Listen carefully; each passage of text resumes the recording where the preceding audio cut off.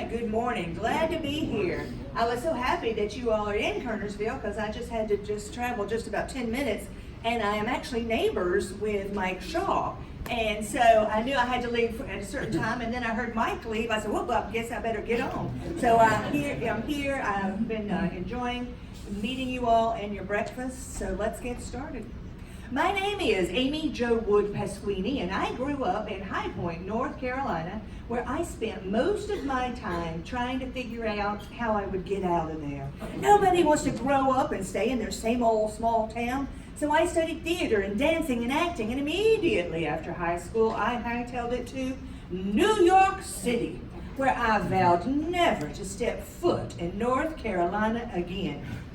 Well, after about 4 years of waiting tables, I came up with Plan B, and I went to school at Georgia State University in Atlanta, graduated with journalism, and then I started circling North Carolina. Circling, until I ended up not only back in North Carolina, but back in High Point, about a mile from where my mama still lives. And then I got a job with Our State magazine nearly 23 years ago. And I have spent every day touting the virtues of North Carolina.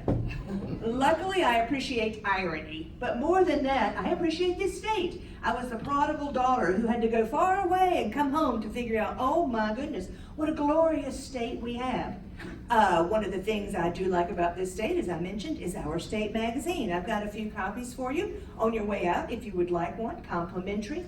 A brief history. Our state was started in 1933 by a man named Carl Gertsch. Now, Mr. Gertsch was from Tarrytown, New York. He moved to North Carolina, lived in Raleigh, and he did all sorts of things. He had a radio show on WPTF, Durham Life Insurance, We Protect the Family. He was a reader in the state legislature. That was back when they read the laws before they voted on them. He was also, thank you, it's early. But he was a man about town, about the state. And so he was wildly popular. He was named Mr. North Carolina. And again, he started Our State in 1933. He sold all the subscriptions. He wrote many of the articles, sold most of the advertising, had the magazine for 25 years. 23,000 subscribers he managed to pull together. That's great. And then it went into various publishers' hands until about 24 years ago, Bernie Mann, which some of you may know, Bernie Mann, he bought the magazine, moved the operation to Greensboro, and that's where we are today. Today, Our State magazine has readers, nearly 1 million readers, okay? We have subscribers in every state in this country and 32 foreign countries. We had a television show, 17-time Emmy Award-winning television show that's now in reruns on UNC TV. We had a product division, a fabulous digital presence, and we also have a travel division, which is what I do now. So now I'm going to talk a little bit about places to go in North Carolina. Y'all ready? Yep. Let's go to Southport. Who's been to Southport?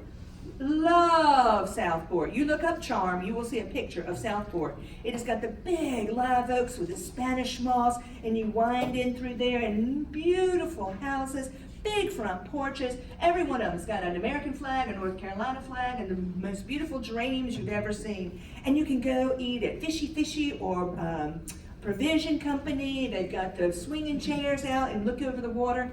But I bet, I don't know, maybe you have been, but one thing you need to do, a golf cart tour with Dan.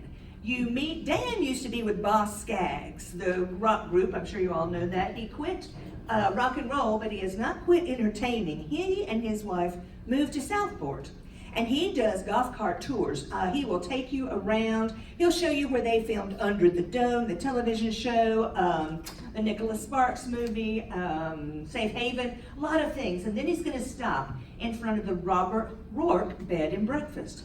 Now, Robert Rourke was a writer, a newspaper person, and a journalist back in Hemingway's day. And he was very prolific. He never achieved Hemingway fame, but he knew him. So one time, Hemingway came to visit Robert Rourke, and they went out on the town, as they were wont to do. Big time they had. They got home. They couldn't even go up the stairs. They just fell out in the front yard, went to sleep. Well, A neighbor lady woke up and said, Robert Rourke and Ernest Hemingway are dead. That news went through the town like wildfire. The next day, the newspaper had to write an article. Contrary to popular rumor, Robert Rourke and Ernest Hemingway are not dead. They are just dead drunk last night. Who knows, but that's what you're going to hear on Dan's golf cart tour. It meets at the Maritime Museum. I highly recommend it. Go see it. Okay, now we're going to quickly go to Pinehurst since we obviously have some golfers in the house. You all know Pinehurst is renowned for its golf. There's no question. But did you know of the equestrian tradition at Pinehurst? And they have, it's really famous horse races and raising horses. And Annie Oakley, I don't know if you remember Annie Oakley from Wild Bill Buffalo's show, she lived in Pinehurst for about 7 years during her day. Now, she was known for riding horses and tricks and shooting, and her goal in life was to make sure every woman knew how to shoot a rifle. So she made sure everybody in Pinehurst, Aberdeen, and Southern Pines during her time there learned to shoot. I often go to Pinehurst to speak on behalf of the magazine, and so many of the people from there, or in there now, are not from there. A lot of them are from upstate New York, interestingly enough. So I asked a man one day, how did you find, Aberdeen, Southern Pines? He said, well, I put a snow shovel on the roof of my car, and I headed south until somebody said, what's that? So it's a great place to visit. I highly recommend it. We have a wonderful event at the the Pinehurst Resort every year in January. It's the best of our state. The magazine comes to life with writers, historians, artists, food, and great music. This year it's January 5th through the 8th. Tickets will be on sale starting Thursday. So look up ourstate.com and come join us. Let's head to the mountains very quickly. I'm going to go to Biltmore. Who's been to Biltmore? Yeah, well, we've all been to Biltmore. Have you ever been on the Legacy of the Land tour? No. Let me tell you, next time you go, you can catch it right at the end. We were riding around, and they'll tell you history that you don't know. You all know George Vanderbilt built Biltmore, and he would come to North Carolina. He would come to Asheville so his mother could get a reprieve from the hot air and the pollution in the city. And he started buying up land, swatches of land, and he bought thousands of acres. And there was several mountains that he was buying that didn't have trees. And his associate said, why are you buying these? And it was because of the timber industry and farmer. He said, I've got somebody that can plant me a forest. And that was, of course, Frederick Law Olmsted, the very famous horticultural landscape artist who did Central Park, the Chicago World's Fair, Pinehurst. Frederick Law Olmsted actually designed Pinehurst, Dillsworth, on and on and on. So they had a vision, a major vision for how this estate was going to look. So they were very concerned about the approach road. It was very important how guests would approach the mansion. So when they got to the hill, they'd go, ta-ta. Well, wouldn't you know, there was a farmer who would not sell his property. And Mr. Vanderbilt said, everybody's got their price. Go find out how much he wants. So the associate said, Mr. Farmer, how much do you want for your land? Well, one thing I need to tell you is land was going for $110 an acre at that time, okay? The farmer sort of reared back. He goes, I want $750 an acre. Oh, okay, went back. Mr. Vanderbilt, you want $750 an acre? Mr. Vanderbilt, he reared back and he said, give it to him. So off they went. Now, interestingly enough, the farmer didn't have to leave the land. He knew the land so well, he was hired as a caretaker. He just had to move houses. So they went on for many years, and one day he said, Mr. Vanderbilt, you know all that money you paid me for my land? He said, well, yes, I do. He said, I'd have taken less. Mr. Vanderbilt looked at him and said, I'd have paid more. Who knows? That's the Legacy of the Land tour. Please treat yourself next time. All right, we're going to move on quickly. I'm going to now touch briefly on my favorite part of North Carolina, and that is the food.